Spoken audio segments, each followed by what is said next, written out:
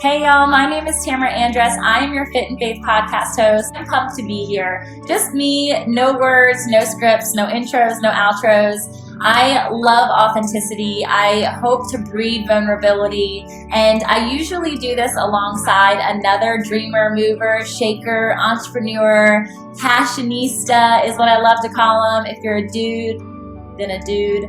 But I am loving just coming together in community with other people to share their high and low stories, to share their journeys to comeback, because I believe ultimately that's where God would have us. He would have us on the mountaintop. And even though we learn a ton in the pit and in the valley, God would want us right now, especially in this season of life, in this time of our culture, to shine.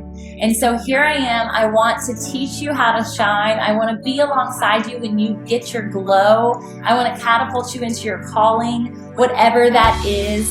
So this isn't a fitness podcast. This is not a religious banter, though we preach Jesus all day long. And this is not just about nutrition or health or wealth, though I like some green, and I know you do too. It's not okay for us to not be okay with talking about all of these things in unison. You guys, we don't just need a mental health podcast. We don't just need a fitness podcast. We don't just need a religious, spiritual podcast.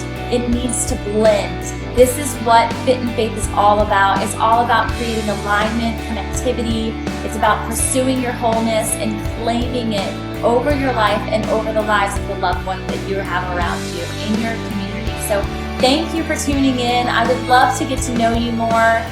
You can like, review, subscribe, whatever it is. Send me an email, DM me. It's me. I have an amazing team alongside me, but you guys are getting me for now. So enjoy. I'm so pumped to have a coffee conversation with you, is what I'd love to call them. Don't have my coffee right now, but I have it in my system, as you can see. All the love. Let's do this together and keep going for your dreams, y'all.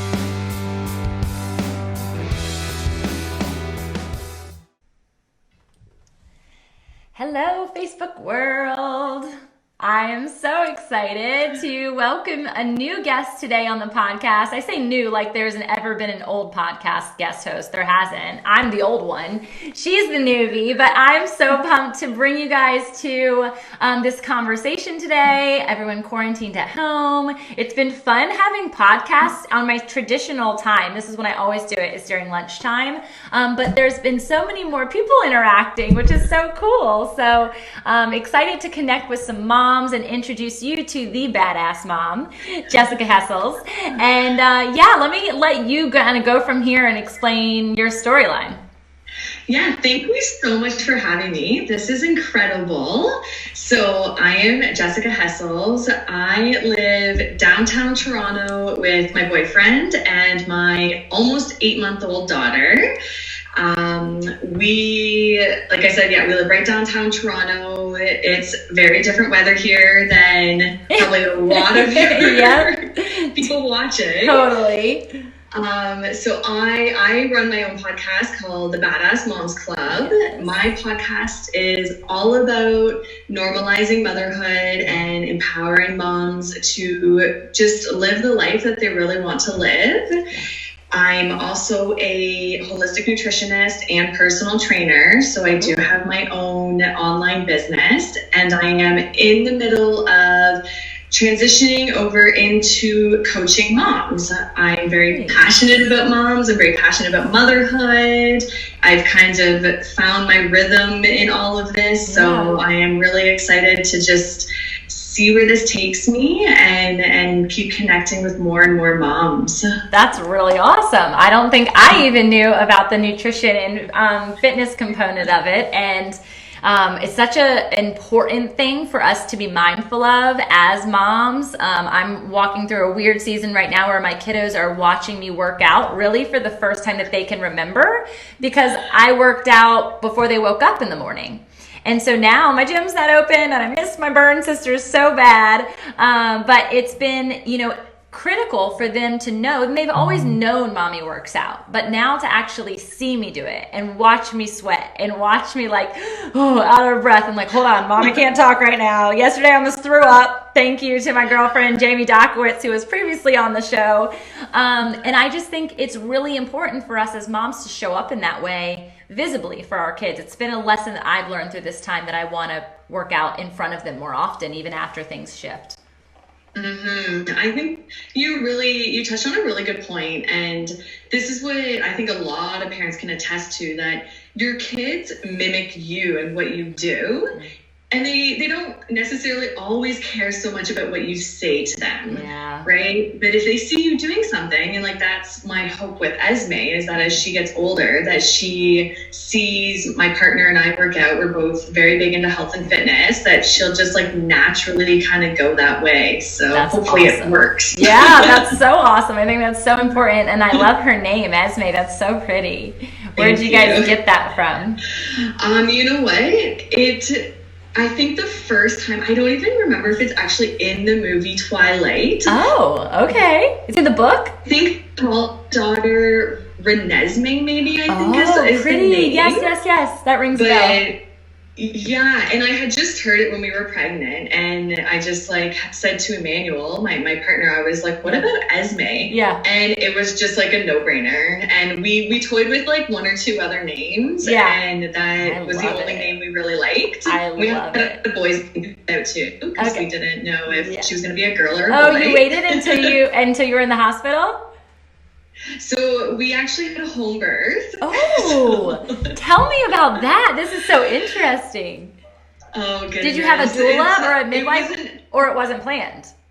It wasn't planned. Oh, this is good. Yeah. Okay, tell me all the deets. Tell me. This is so fun. I love this. So we had midwives. I went with a midwife and over having a doctor. And it was just, I had full intentions of doing a hospital birth. I really didn't like the idea of a home birth, just the whole, if something goes wrong, I want it to be in a hospital. And it was a Sunday morning at like 1 a.m. in the morning, and Emmanuel was working at the time. He worked, he did like some bouncing at some like clubs and stuff at the time. Yeah. So he was at work, and things progressed really fast. And I had never been pregnant before, and I never had labor before, so I had no idea. Yeah. And then by the time we called the midwives, it was like 4:30. So it'd been maybe about 3 hours at that point. My water had never broke, and my contractions were not close enough where you would normally call. And the midwife showed up, and she was like, well, you're fully dilated and you're like ready to have this baby. So I just had to like make a decision on the spot. She was like, I have all of the equipment in my car. Yeah. She's like, I brought everything with me. I've already called the backup midwife. She's on her way. She's like, you can have this baby here, or we can like pull you together, because I was like naked. Yeah. And she's like, we can pull you together, we can shove you in the car and like zoom to the hospital. And I looked at her, and I was just like, if we go to the hospital, do I get to have an epidural? Yeah. And she's like, no. Nope. We are way past that point. Wow. Yeah, so we had her. Okay, it's gonna hurt either way. Let's do it. Gosh, that's so crazy. So are you currently living in the same house that you gave birth in? Yeah. How was that experience of like walking by like, oh, that's where that happened? I gave birth to her on my bed. Okay. So it's like I get to sleep in the bed every night. So crazy. That's so cool. I know a lot of like traumatizing stories where it happened, where that doesn't feel as traumatizing as some of them might have been. So it sounds pretty peaceful. It's just the unknowing and the expectation of that experience is so different than what it always ends up being, which I love. Yeah. And it's funny that you say that though, because I was pretty traumatized initially for quite a while, like after it happened. And I think it was I think it was the fact that like I hadn't planned to do it that way. Sure. And it was just this like big surprise. And then obviously the not having an epidural really. Yeah, that could definitely throw you for a loop. So, but you know what? It's a story. It's part of my story. It's part of her journey into the world. And I'm very thankful that I had my midwives. They were fantastic. And I'm just like thankful that it was like a healthy birth and there were no complications. So what happens after the baby is born? Do you go to the hospital with her? You just kept her at home? No, I've never been I've been to the hospital because I had to go for my ultrasounds there, but I've never been back since my ultrasounds. So wild. That's amazing. Yeah. So like the first 24 hours, did your midwife like stay in your house with you? Or they're like, bye, you're good? So they stayed, so she was born about 5:30 in the morning. Mm-hmm. They stayed, I don't remember, till maybe like 10 or 11. They did all the like baby checks and obviously like measured her and weighed her. Mm-hmm. They washed my sheets and everything for me. Aww. They like cleaned up the house, like all this stuff. Wow. And then they came back, my midwife came back the Monday to check on Esme and myself. And then she came back on the Wednesday again as well. And then we went to her for the following 6 weeks until we were transferred back to our doctor. That's so cool. So neat. I had like a traditional birthing experience other than the non-traditional part of like yakking all over the registration counter when I came in because I had every contraction I threw up because that's how I managed pain. And so I was literally just vomiting nonstop. And I told them, I was like, I'm going to throw up on this next contraction. My husband is so sweet. And he just kept being like, no, you're fine. He thought it was like a mental thing. And I'm sure mentally it was a thing, but it also was a physical thing. I was going to throw up again. And so all over their computer, I mean, everything. It was not a pretty entry. And so then I was stuck in triage because there were so many kiddos during this storm that we were having. I was stuck in triage way longer than they anticipated, almost 2 hours. And the epidural didn't come as soon as it was supposed to come. I was basically laboring without the epidural all the way to like 7-ish centimeters. My water broke in triage, and they were like, you're not going to have enough time unless we get you over to this other room. And so sure enough, I got my epidural like super last minute, and it did take, thank God. And I had my baby after that, but it was like, I threw up every single time. It was just gross. It was not a beautiful thing, but then my second was really different. And so it's really, I love birthing stories. And I don't know if you know this about me, but I started my journey almost identical to what you're sharing in the fitness and nutrition realm and personal training moms, and had my specific background in maternity and postnatal, and then had my maternity and infant boutique thereafter. So it was, it's definitely a heart and passion point of mine. I would have another baby just to do the birthing part again because I love the experience. It's so fun. Like, I am such a fiend for surprises, and there's nothing more surprising than that experience. Oh my goodness. You're right. And you're right in saying that like no two births will ever be the same. No. Even when it's you every single time. Yep.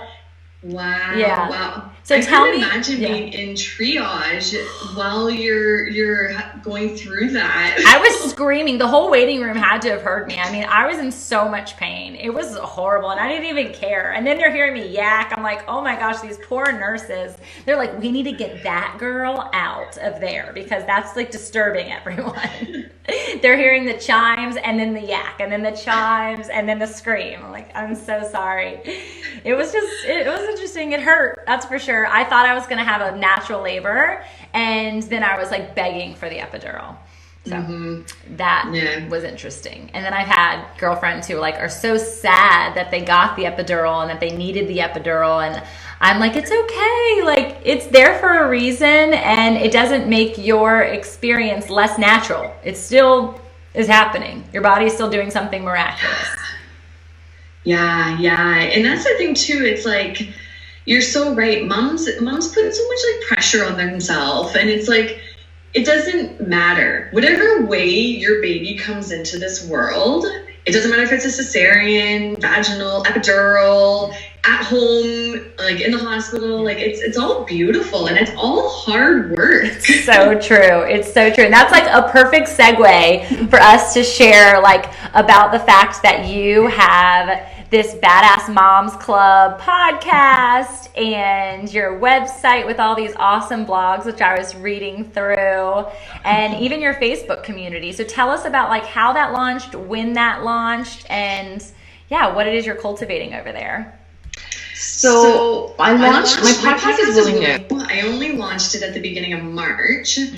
And that really came from a necessity from myself. So like when I was pregnant, I would go on my Instagram and my Facebook and I would just talk very like openly and honestly about my journey. And there's a lot of parts that are not glamorous, as you know. True. And I just was just like, you know, I had a lot of those moments where I was like, am I really the only one that's experiencing this thing, whatever it is? Yeah. And I would talk about it and moms would message me and they would be like, wow, like I thought I was the only one who was experiencing this. And I just noticed this happening over and over and over again. And I was like, this is bizarre. I'm like, do we really walk around like all through motherhood being like, well, like I'm messing this all up, like, or, you know, all those thoughts going through our head. And I'm like, I can't let this like continue happening. So I really started my podcast out of like a necessity for myself to like connect with other moms, to also like provide the platform for other moms to also have that connection. And it's been honestly one of the like coolest, most awesome experiences I've ever had in my life. I have connected with so many different moms. I have guests on my podcast just like you do. And they come on and they just like tell their stories. And I'm always in awe of these moms. I'm just like, your journey is so beautiful. And everyone goes through all these different things, but there's all these similarities. And to find that comfort in someone else's story is just like incredible for me and for like my, you know, my listeners and the moms that I connect with. So that's kind of where the podcast came about.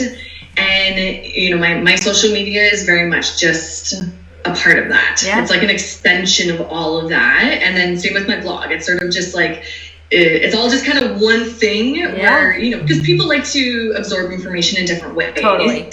So I try to get everybody as much as I can. You're doing a phenomenal job. I love the concept of it. And I think as a mom myself with a 5 and 6-year-old, I think that there's often this experience of isolation in motherhood. Even before all of this type of isolation with COVID has happened, we wear like so much on our shoulders as moms. That mom guilt is such a huge component of that. Are we doing it right? Are we doing enough? Are we not doing enough? Are we, you know, pouring in the right things? Are we pouring out the wrong things? And there's so much weight and burden that comes with that. And then the fact that like raising a human being, like this is big deal, y'all. This is a lot of work. And so, I mean, I think even taking care of a dog is hard. So bringing in the component of having an actual human child, it's like, I feel like I'm doing it all wrong, but then I'm doing it so good and so well. And then it's like so confusing and perplexing. And so the fact that you're bringing light to these conversations, I mean,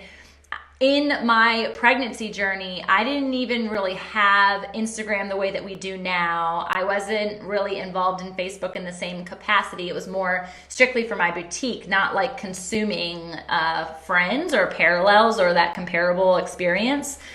So the fact that this is how like the day and age that we live in is so necessary that they have other people as a reliable source that is coming to them in all honesty and all truth. And if I had had that during my pregnancy, that would have been so helpful, because there is definitely things that happen to you that you're like, whoa, this is embarrassing. This is confusing. This can only be happening to my strange body. And it's not. Yeah. And that's what it was too, because the other funny thing was when I was pregnant, I would talk to my mom and I'd be like, these things are going on.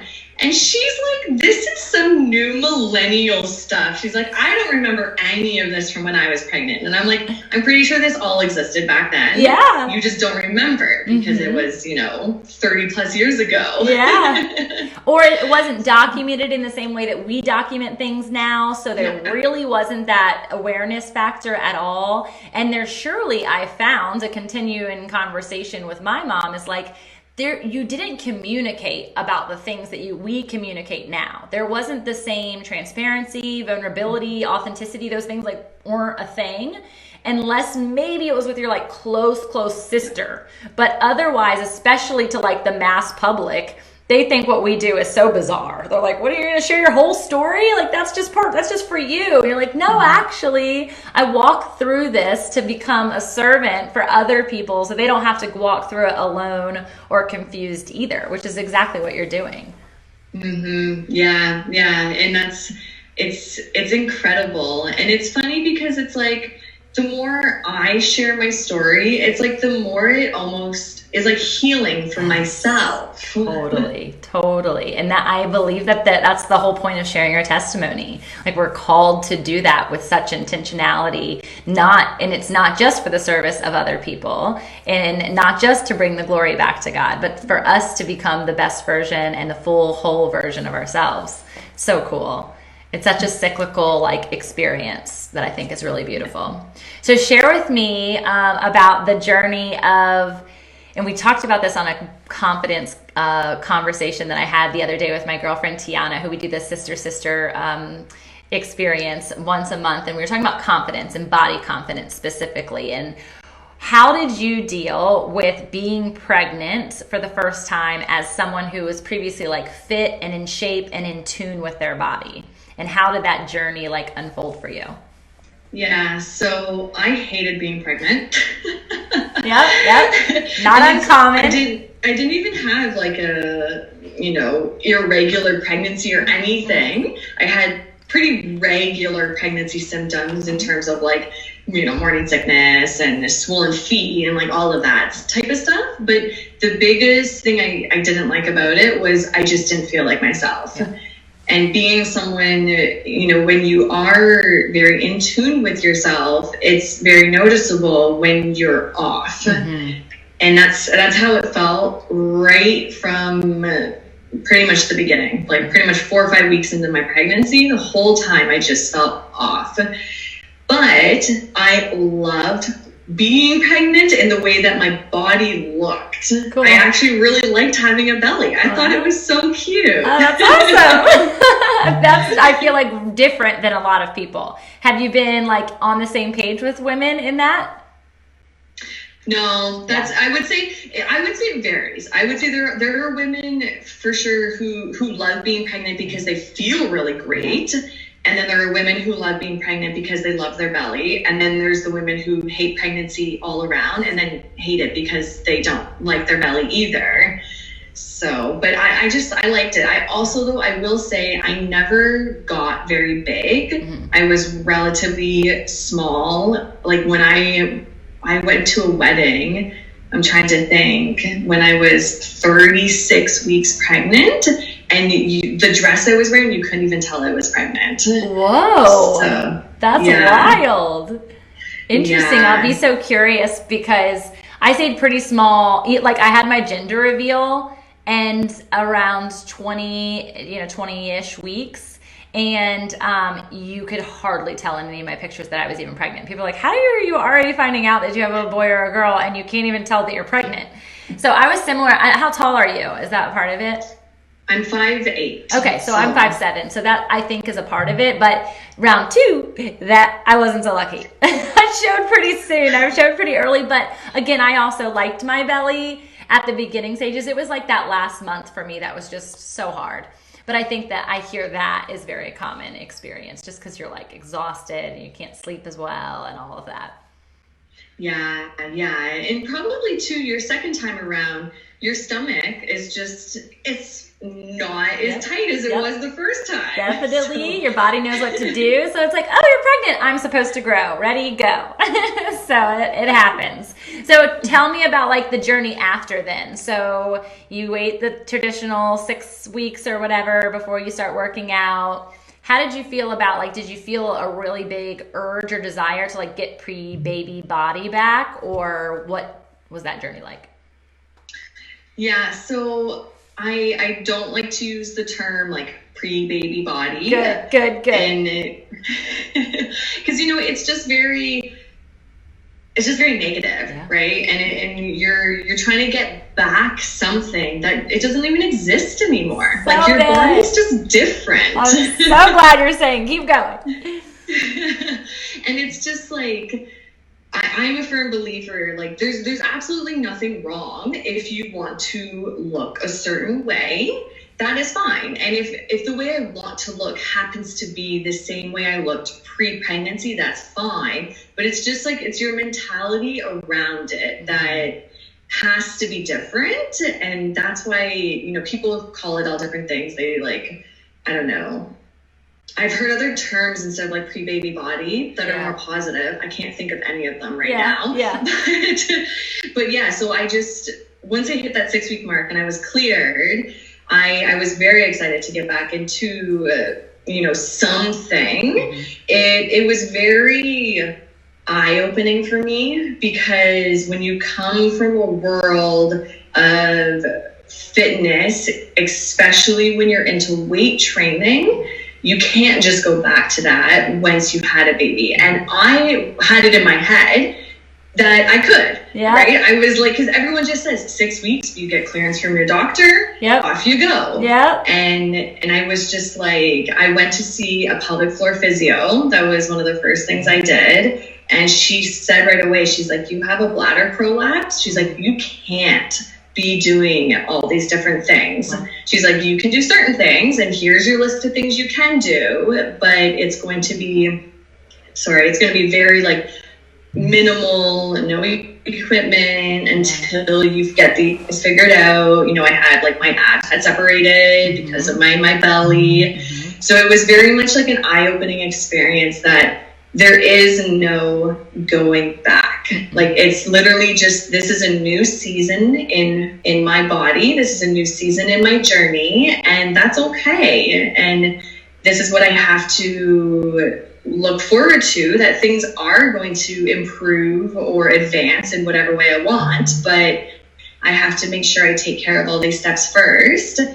And just like, my mentality around working out has also shifted, because before, especially when it's just you to take care of, because like my boyfriend can take care of himself. Totally. It's very much, a lot of my goals pre-baby were very aesthetic, right? Like I really wanted to look a certain way, and I loved the way I looked, and I reaped the benefits of feeling really great as well. And now it's much different, where I'm just like, I can still love the way I look, but like I need to be focusing more on how do I feel, because I can't perform my best. And when I say perform, I mean like, be energetic, be present with Esme, be, involved with Emmanuel. I can't perform the best if I'm not feeling the best.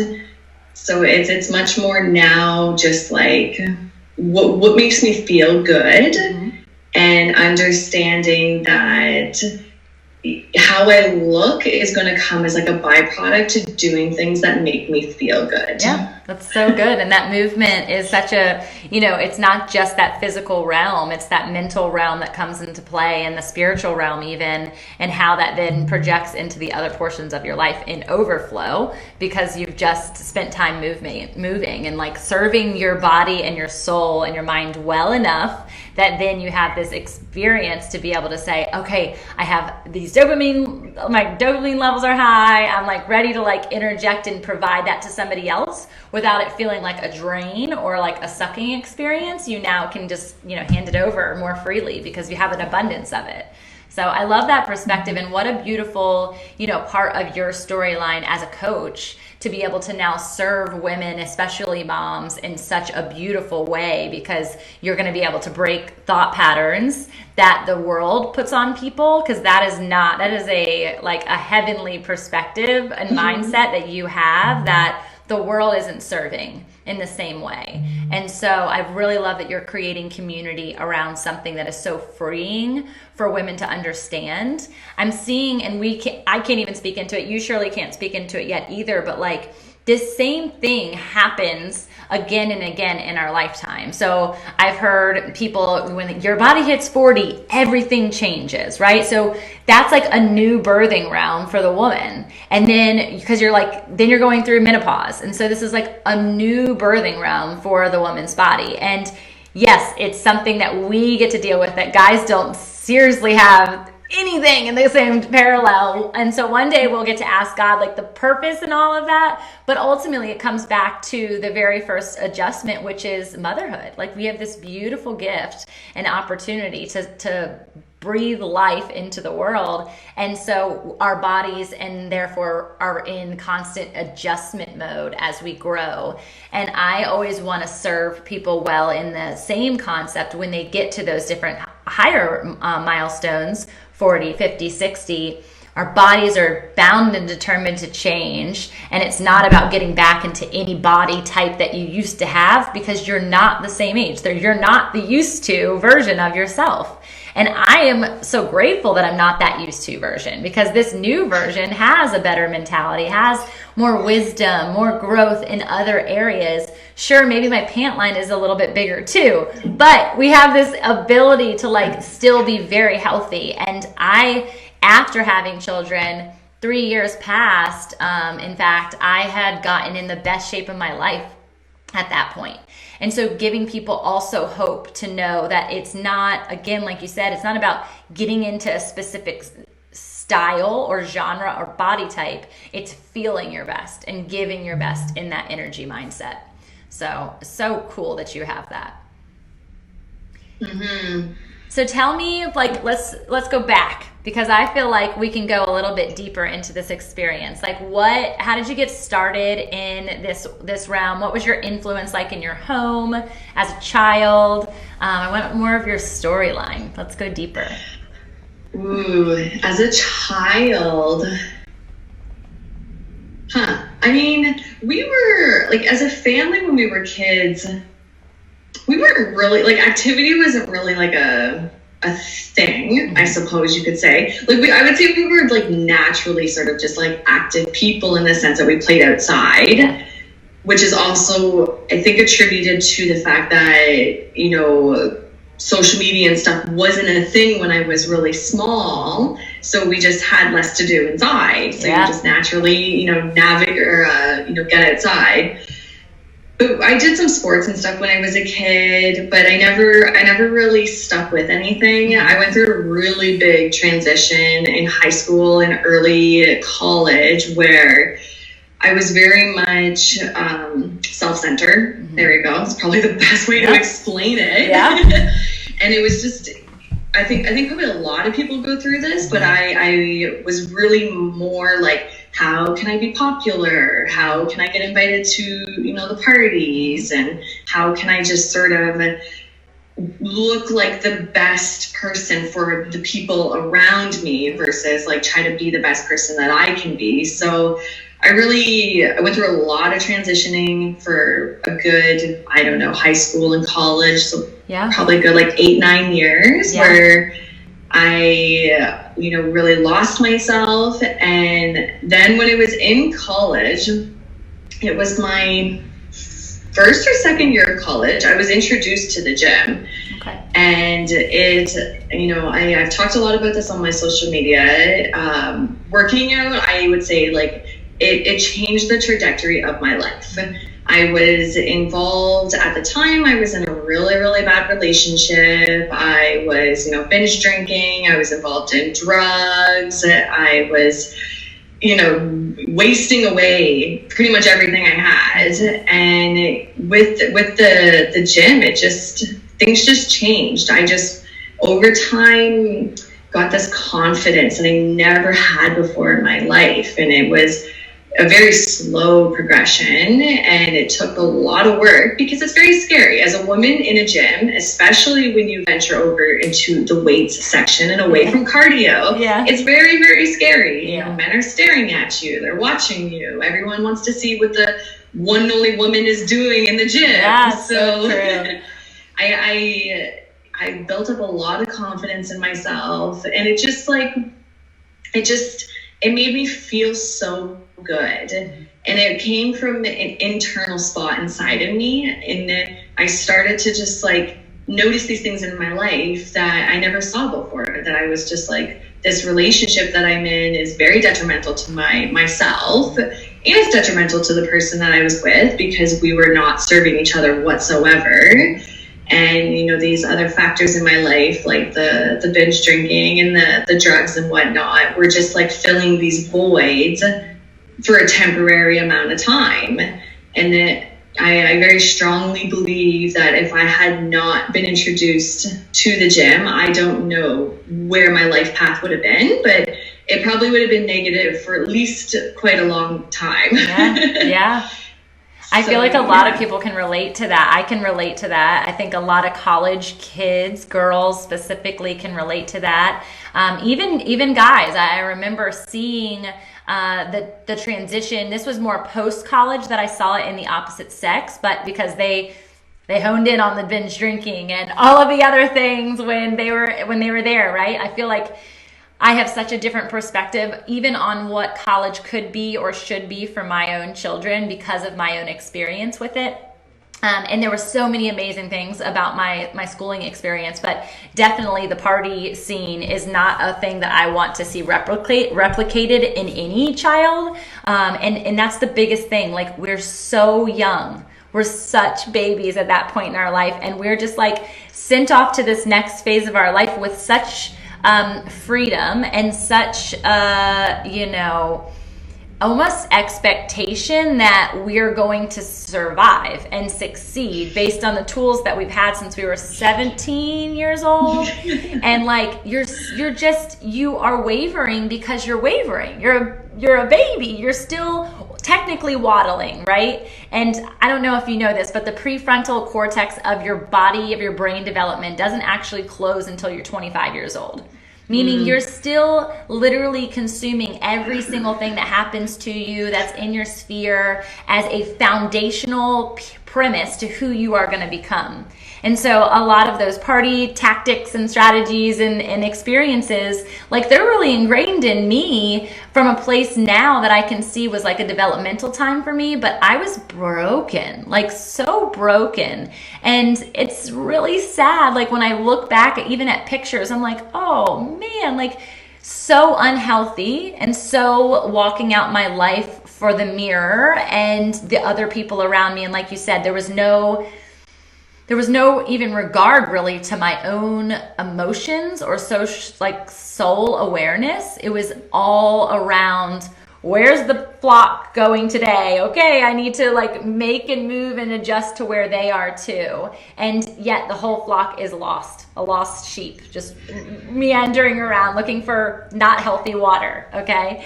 So I think that I saw post-college more people than in college. So I'm grateful for you to have had that experience in school where they realized, okay, this isn't real life. I cannot maintain this if I want to have a career because I have to wake up for it tomorrow versus having a 4:00 class the next day. You got to wake up at 8 a.m., right? And then seeing their lives change because they're now not just involved with somebody who's peer-to-peer. They're now involved with the 30-year-old dad, the 40-year-old dad, the 50-year-old businessman who's been a part of this and playing the game for 30 years at this point, who's pouring good insight into them, healthy mindsets, and being stewards and examples of not only their own personal self, their employment area, but then also their personal lives with their families. And So it's definitely a journey. Like, I love journeys. I think it's so important. But I'm amazed that you found it so early. And what a gift to you and to your child and to your boyfriend, and for that to have come on in such a way. Because I feel like even in the gym, oftentimes that cockiness that you were originally talking about can sometimes get worse. So tell me about like other experiences that you had as you developed through that time. Did you see this happening in other people? That they were kind of like, quote unquote, finding themselves more? Is that? Yeah.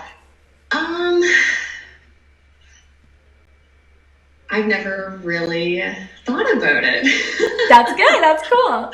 I love to probe a new question. I would say, you know what? I would say I'm kind of with you, where people generally don't start making those discoveries until they leave school. I would say, and like, granted, it took me years, sure. right? Oh, like, yeah. It wasn't like I didn't leave college like, yeah, self-aware. Yeah, sure. But I would say, that people, I think the difference though that happened with me is that when I started to change, I also shifted my friend groups. Yes, that is so powerful. Mm-hmm. So that was, so I don't even know if it was necessarily that people were changing, or I just found the people that were already kind of on that path. And we just like aligned more with each other. Yeah. So that was sort of the thing. And I've become very comfortable with only having like a very small, tight-knit group of really close people. Because I think too, and that's really like a very college thing, is that you have like 100 friends and you're like, these people are all my friends. And you're like, wait, no, they're not. Yep. They're my party friends, right? Totally. And it kind of like, the more I grew, that realization set in too. And I was like, these people realistically don't really care about me all that much. And quite frankly, I don't really care about them all that much. Mm-hmm. I like them because we go out Friday night and have a great time. Yeah. And then we don't reconnect until the next weekend. Good. So once I sort of started making that growth and seeing that, then I was just like, none of these people are really my friends. And then you go through that stage where you're just like, whoa, like, so I have no friends. Yes. So that happened to me when I became a mom. And that was, so I was dealing with like motherhood and all of that journey, on top of the fact that I was one of the first in my friend group to have a child. And so I felt like completely left out, because they're all still partying on a Friday night. And I'm the one at home, like, trying to raise, again, this tiny human. Like, what just happened? And it was really hard for me. I'm like, oh my gosh, I don't have any friends. My phone book has now gone from my Friday night call, and I was like I'm still kind of like this, but like the coordinator of the event host, the planner, right? And so I like to plan out what's going on this Friday. So by Wednesday, everyone who partied with us knew like kind of what the plan is, where we're showing up, what time, what the theme is, if we're dressing up, if we're not dressing up, all of those things. And so it was a really hard transition, and I think really like important for you to know as you journey along this, this path with moms, to be mindful of the fact that this might be that moment for them. And it's something that you've already walked through previous to having Esme, thank goodness. But that they might be walking through it now, which is such a critical component of self-awareness for postpartum depression. And realizing that postpartum, they a lot of times say that it's a physical realm thing that happens internally or mentally. It's so much more than that. I think there's a lot of social components that are at play with that. Mm-hmm. Yeah, no, I definitely believe that. And I've seen it happen with other people I know with losing friends when they became moms.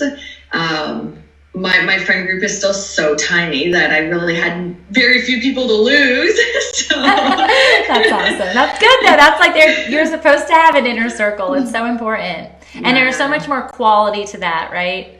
They always say quality over quantity, but it's not really understood until you experience it. And mine was definitely post babies that I came into realizing, like, okay, I'm really content with the fact that there's just these amount of people. And now through coaching, and this will be something that you might evolve into if you ever create like a group coaching experience. Like, I have this incredible group of women that I get to interact with and grow alongside and just love on. And I have to be mindful too in that experience, as much as I want to provide them all of my energy, like, okay, where's my inner circle? Even with that other circle, that's very important to me. And they invest in my, my expertise and, again, your coaching experiences and what knowledge you're bringing to the table. But there still has to be that inner circle layer, because that's where you get filled up versus you always filling others up. So that's something I'm currently working through as a mama and a woman. And I think that it's an important message for people to hear. And I think the other thing too is we're hell bent on keeping people in our lives because we've had them in our lives before. And I think that's something that I have come to terms with. And it's not easy by any means, but as much as, like, we've talked about, like, seasons of our bodies, you go through life seasons, and sometimes people just don't fit anymore. And it's not always a bad thing either. And I think that it takes a lot of courage and self-awareness and understanding when the relationship is no longer serving you and vice versa, and letting that go in a positive way. And we're not very good at that as a society, right? We think because I was friends with this girl back in grade 8, I should still be friends with her today. Yeah, it's so true. I think that's like it. I walk through that, and I think it's so much harder than we give people credit for, especially when you're the person like offering advice to the friend who's walking through it, and you're like, it's okay. It's like they're not serving you anymore. You're not serving them. Just like you were talking about that relationship that you had that was toxic. And not to say that every relationship is toxic when you're letting go. If they are, you should let them go. But even more so in this experience of like, a give and take in every relationship should exist. And if that is polarized and one is doing the other or vice versa, you have to be mindful of that. And sometimes that might be you. Maybe you're walking through a season that's really hard for you and you're unable to give to those other people. Like, be mindful of that and let them know, like, hey, I want to just like release you from feeling any worry that I'm not here for you or that I can't be the best friend in this season. Like, please know that I love you and I'm just walking this out. And it's not a cry for help, it's just a release. So allowing people to also know that are close to you, like as you ebb and flow and as you're growing, like there's going to be changes, and whether or not that person is meant to be in your life is something that's gonna shine in eventually. Mm-hmm. Yeah. It's good insight. You have so much wisdom. I love it. It's so good. Okay, so we're rounding into the finale here, and I feel like you did a beautiful job of like going and sharing kind of the parts of yourself that you're not overjoyed by, and the places that you probably as a mom have a deep desire to help Esme through as she walks through, that you'll be more mindful of as a mom. And I think it's critical for us to understand that we're doing things as moms really different than our moms ever did. And it's not to say that our moms don't deserve incredible honor, because they absolutely do. They did the best they can with what they had when they had it. But now, just like I'm dealing with trying to maneuver mothering with technology, I am trying to figure out like, what's the best way to do this? And everything seems brand new. And so we don't have this group of women that are ahead of us to say, oh, you should try this. Oh, you should do this. So you're creating this community that instead is coming alongside. And I think that that's so important for us to really play out that the community over competition, like not having mom guilt, like linking arms with other women and walking this thing out in truth and vulnerability and not judgment. So I thank you for that. Thank you. That was really kind. Yeah, it's so necessary, and people don't realize the the depth of how important it is until they're walking it out. Yeah. And you brought up a good point about us mothers now. It is very different. And as much as sometimes it's different in not so nice ways, but I think we have a really great opportunity here to really utilize social media to do exactly what you were talking about, to band together. And it's, social media is hard. Social media can be a place of really, really negative thoughts and feelings for people. And I think that, the more that people can just show up as their really authentic, true self and let people in on their vulnerabilities and whatnot, we can just band together more naturally and really just sort of, like you said, like link arms and push forward together. Yes. Yeah, I totally agree. And I love that you're doing it the way that you are through all of the different platforms. So nobody can say that they're alone. But also to know, even in those different mom tribes, right, that you're going to resonate more with some moms than you are with others. And that's okay. Like, just because this group has this perspective doesn't mean that we should shame or guilt or have any like horrible judgment towards another group that chooses to do it another way. And I'm seeing that a lot right now as women are walking through this new experience of being stay-at-home moms and also their teacher. This homeschooling experience, which Esme is in a different realm in that, but it's very interesting. And yet at the same time, I want to like free women from knowing that it's okay if that doesn't fulfill you. It's okay if that doesn't make you happy. It's okay if it drives you bananas. Like, that isn't the role that you've played before. So it's learning something new in motherhood, which can be hard. But additionally, giving yourself grace and knowing that you don't have to play the ultimate role for your children in every single way. I hope and pray that this too will pass and we'll be able to lean on the beautiful educators and teachers that we've all relied on for so much. But I think ultimately just knowing that we're each in a new season and we're all navigating it, and it's all hard. And I'm wearing my mom bun and my mom clothes today because I just was like, I don't feel like getting ready. And so you're seeing me in my mom glory, and it's okay. I hope that people through this season, even as moms, especially as moms, one thing that I've taken from this quarantine time, and I'd love to hear what yours is, especially as a new mom with a baby during this season, is my kiddos, I don't have to, like, I'm not getting ready because I'm not going anywhere in the morning. I'm just at home. And they're at the end of before the quarantine happened, my kiddos would be getting ready in the morning with me, and my son, who's 6 now, would be like, Mama, you don't need that. And he'd be talking about makeup.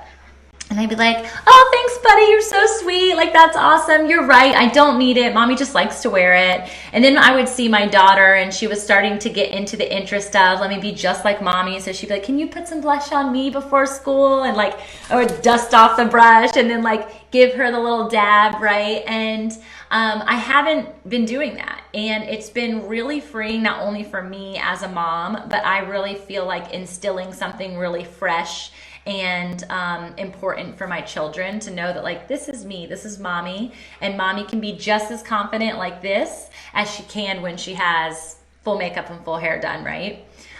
So what's something you've learned through this quarantine time as a new mom? Oh my goodness.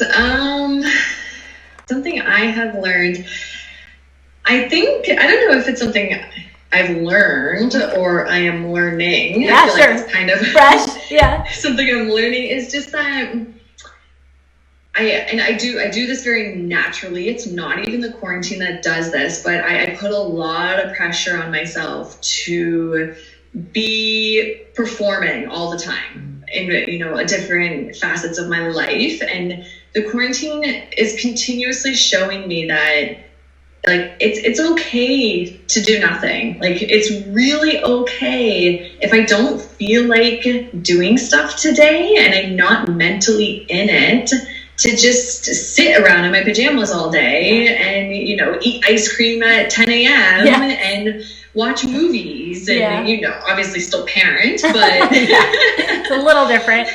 She's not walking yet, right? No. Yep.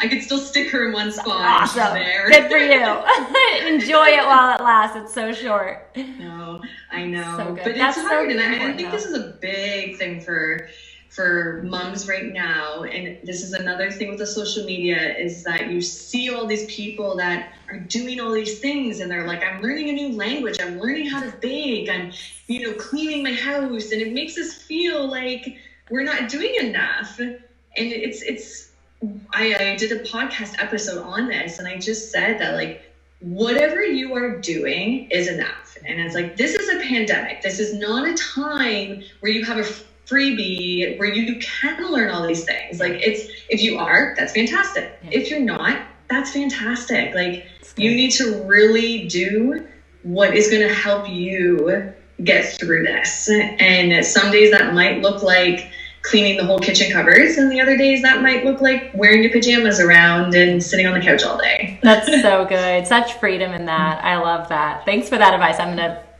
store that away.